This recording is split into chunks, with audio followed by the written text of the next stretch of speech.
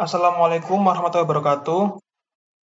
Perkenalkan, kami dari kelompok 3 akan mempresentasikan hasil dari penelitian kami yang berjudul Pengaruh Frekuensi Belanja Online, Kemampuan Self-Control, dan Gaya Hidup FOMO terhadap Pengelolaan Keuangan Pribadi Generasi Z.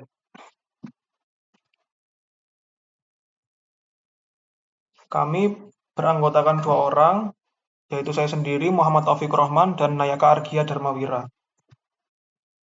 Selanjutnya untuk latar belakangnya, perkembangan teknologi digital ini telah mengubah cara masyarakat berbelanja, terutama melalui layanan belanja online yang menawarkan kemudahan dan promosi menarik, namun rendahnya self-control yang sering memicu perilaku konsumtif, diperparah oleh gaya hidup FOMO yang mendorong gaya hidup konsumtif demi pengakuan sosial.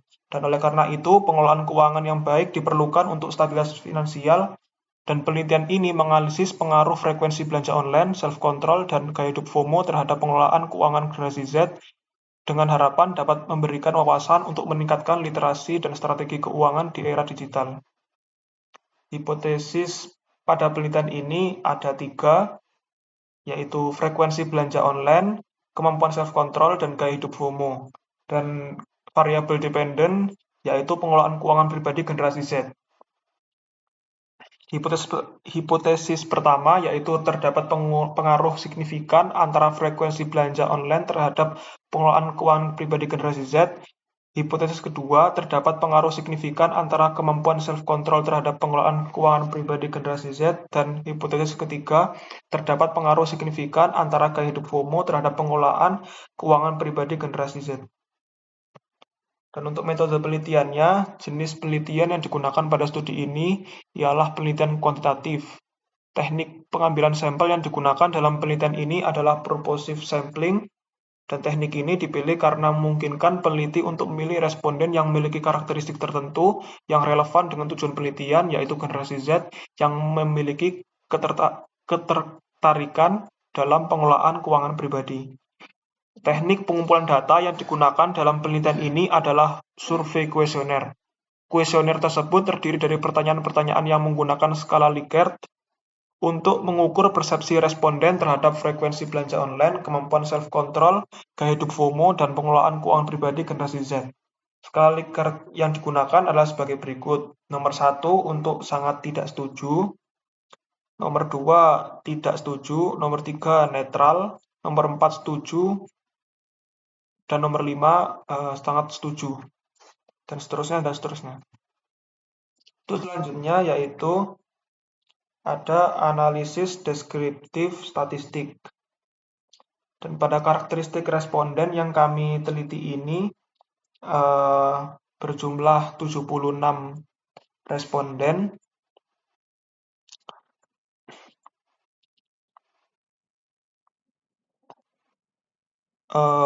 Untuk selanjutnya yaitu jenis kelamin atau gender, laki-laki berjumlah 24 dan perempuan berjumlah 52. Untuk selanjutnya yaitu rentang usia responden, kami bagi menjadi 3 golongan, dan mayoritas responden berusia 16-21 tahun atau 89,5%. Dan ini menunjukkan bahwa generasi Z yang termasuk dalam kategori usia remaja lanjut atau late adolescence lebih awareness terhadap literasi keuangan. Dan untuk distribusi penghasilan pada generasi Z, mayoritas generasi Z ini memiliki penghasilan dalam kisaran 500.001 sampai 1.500.000 yang memiliki persentase sebanyak 34,2%. Diikuti oleh penghasilan di bawah yaitu 500.000 dengan persentase 28,9%. Terus selanjutnya pada variabel penelitian ini total X1 memiliki mean sebesar 14,03, STD deviation sebesar 3,81, dan minimum dari data total X1 yaitu 5 dan maksimumnya sebesar 20. Untuk selanjutnya yaitu total X2 yang mencakup pertanyaan tentang kemampuan self-control, median sebesar 20, mean sebesar 20,54, minimum dari jumlah responden ada 8 dan maksimumnya 30. Selanjutnya untuk total X3 yaitu pertanyaan-pertanyaan tentang gaya hidup FOMO.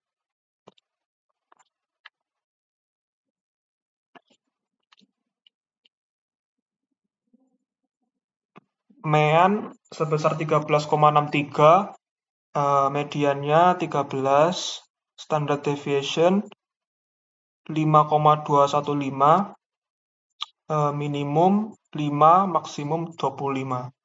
Untuk selanjutnya itu total Y1 atau pengelolaan keuangan pribadi, mean sebesar 26,63, median sebesar 27, standard deviation sebesar 5,104, minimum sebesar 13 dan maksimum sebesar 37.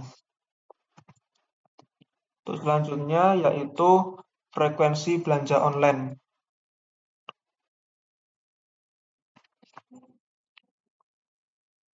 Pada frekuensi ini rentang skor pada 5 hingga 20 dan distribusi frekuensi ini paling dominan pada skor 14 dan 15, masing-masing dengan frekuensi 9 sampai 10 responden atau 13,2%. Mayoritas skor berkisar antara 14 sampai 15 dengan akumulasi persentase mencapai lebih dari 90%. Variabel frekuensi belanja online ini mendapatkan skor yang sangat tinggi pada mayoritas responden. Hal ini menunjukkan bahwa hampir seluruh generasi Z pernah berbelanja dan melakukan purchasing secara online di e-commerce.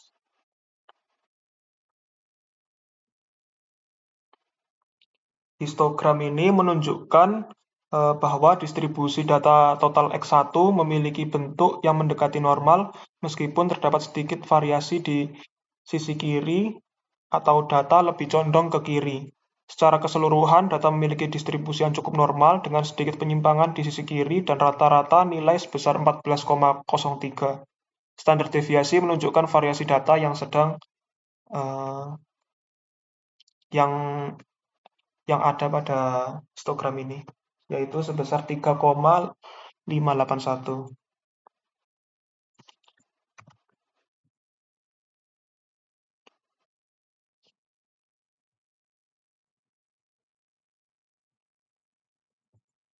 Selanjutnya untuk kemampuan self-control atau X2, rentang skor dari 8 hingga 30 dan responden dengan skor 18 dan 20 itu yang paling dominan, masing-masing dengan frekuensi 8 responden atau 10,5%. Mayoritas skor berkisar antara 17 hingga 20 dengan akumulasi persentase mencapai lebih dari 50%.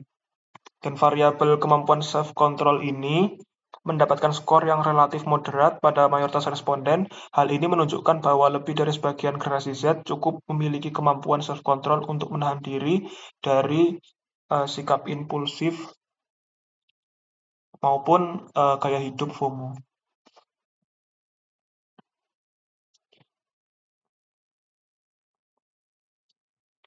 Selanjutnya, gaya hidup FOMO memiliki rentang skor antara 15 hingga 25. Responden dengan skor 9 dan 12 paling dominan, masing-masing dengan frekuensi 8 responden atau 10,5%. Mayoritas skor berkisar antara 9 hingga 13 dengan akumulasi persentase mencapai lebih dari 50%.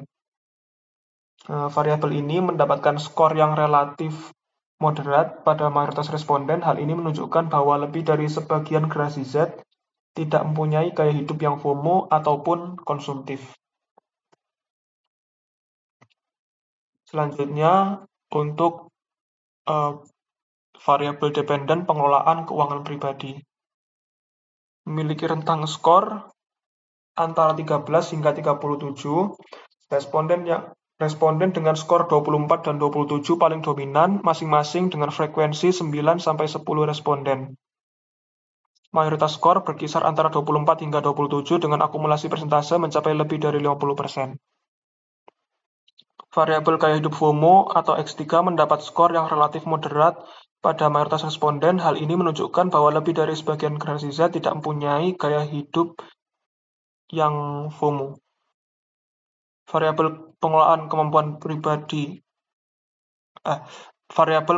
keuangan pribadi generasi Z cenderung mendapatkan skor yang moderat dengan mayoritas responden memberikan skor 24-27. Hal ini menunjukkan bahwa generasi Z cukup mampu mengelola keuangan pribadinya dan sesuai dengan apa yang mereka rencanakan. Namun terdapat kelompok kecil yang tidak mampu mengelola keuangan pribadinya karena tidak dapat mengontrol dirinya atau self-controlling, serta cenderung bergaya hidup FOMO, dan itu terlihat pada skor yang terkecil. Selanjutnya untuk box plot distribusi nilai pada total X1 mediannya sekitar 14 dengan rentang dari sekitar 15 hingga 20. Dan skor ini, maksudnya data ini tersebar cukup sempit, mengindikasikan data cenderung terpusat di sekitar median dan tidak terlihat adanya outlier yang signifikan. Dan untuk total X kedua, median sekitar 20 dengan rentang data dari sekitar 8 hingga 30. Data tersebut tersebar lebih lebar dibandingkan total X1 yang menunjukkan variabilitas data yang lebih tinggi dan tidak terlihat data outlier yang signifikan. Untuk box plot total X3, median sekitar 13 dengan rentang dari sekitar 5 hingga 25. Skor data tersebar mirip dengan total X2 menunjukkan variabilitas data yang serupa, tidak terlihat adanya outlier yang signifikan. Dan untuk total Y1, median sekitar 27 dengan rentang dari sekitar 16 hingga 37. Data tersebar paling lebar di antara keempat variabel menunjukkan variabilitas data yang paling tinggi. Terdapat satu outlier yang nilainya jauh di atas Whisker atas atau sekitar 69.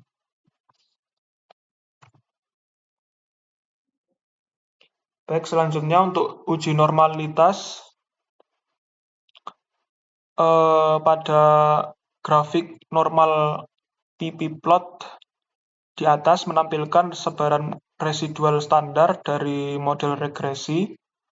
Terdapat garis diagonal, dan tujuan grafik ini adalah untuk mengevaluasi normalitas residual.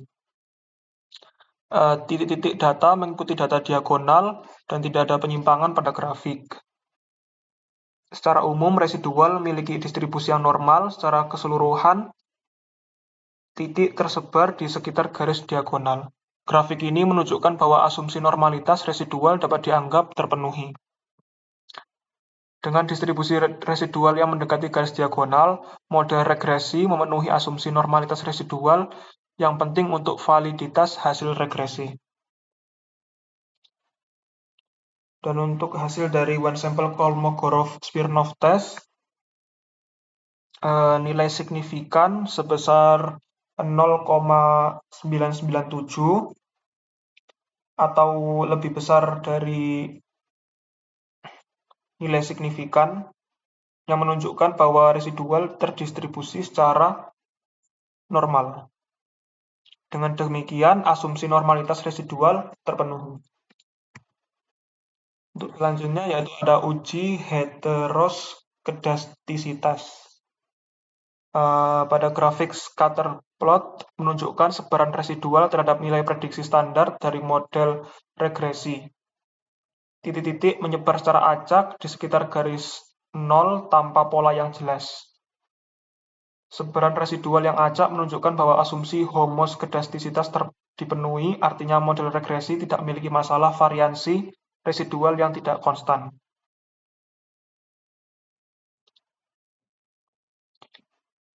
Hanya 3,5% variasi pada residual absolut yang dapat dijelaskan oleh variabel independen, yaitu frekuensi belanja online, kemampuan self-control, dan gaya hidup FOMO. Adjusted R-square yang bernilai negatif menunjukkan bahwa penambahan variabel independen tidak meningkatkan performa model.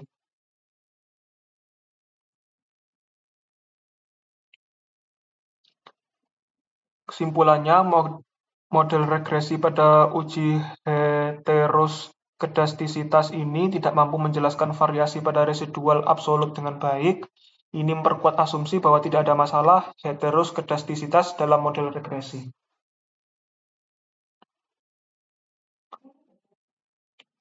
Dan pada koefisien, semua variabel memiliki nilai lebih dari 0,05, nilai signifikansi maksud saya, dan ini menunjukkan bahwa tidak ada pengaruh signifikan terhadap residual absolut. Dan tidak terdapat masalah heteroskedastisitas karena residual tersebar secara homogen. Itu saja penjelasan dari saya, kurang lebihnya mohon maaf. Saya serahkan kepada rekan saya. Silakan.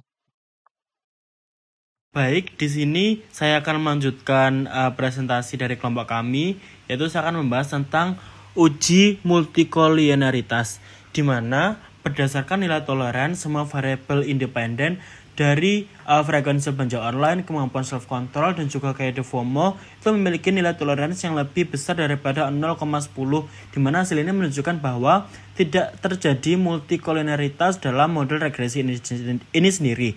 Berdasarkan nilai VIF, semua variabel independen memiliki nilai VIF yang lebih kecil daripada 10,00 dan hasil ini menunjukkan bahwa antara variabel independen tidak terjadi gejala multikolinearitas atau tidak terjadi korelasi antara variabel independen. Condition index semua variabel independen memiliki nilai condition index yang lebih kecil daripada 30,00.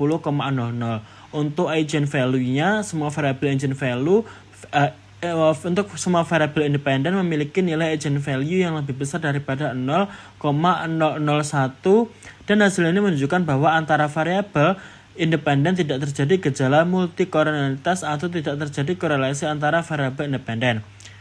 Selanjutnya yaitu adalah pembahasan tentang uji regresi linear berganda.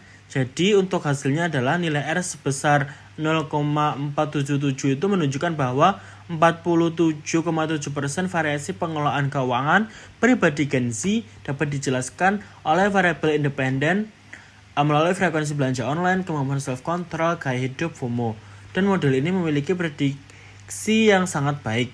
Dari F statistiknya 23,800, signifikan P-value-nya 0,0000, di mana nilai 6 kurang dari 0,05 yang menunjukkan bahwa model regresi secara keseluruhan signifikan dapat digunakan untuk memprediksi variabel independen.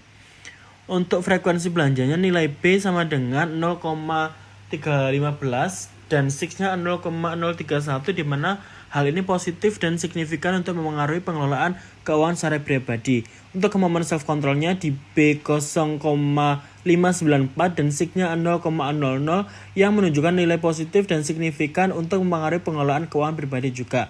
Dan untuk betanya 0,597 yang merupakan variabel paling dominan. Untuk gaya hidup FOMO sendiri, B di minus 0,281 dan sigmanya 0,011 yang dimana hal ini menunjukkan nilai positif dan signifikan untuk memengaruhi pengelolaan keuangan pribadi. Untuk persamaan regresinya itu Y 13,833 ditambah 0,315 X1 dikurangi 0,594 X2 ditambah minus 0,281 X3. Dan untuk kesimpulannya, hasil analisis mayoritas responden ini memiliki penelitian perempuan sebesar 69,7% dengan sebagian responden berusia 16-21 tahun, di mana mendapatkan penghasilan bulanan sekitar 500 hingga 1.500.000.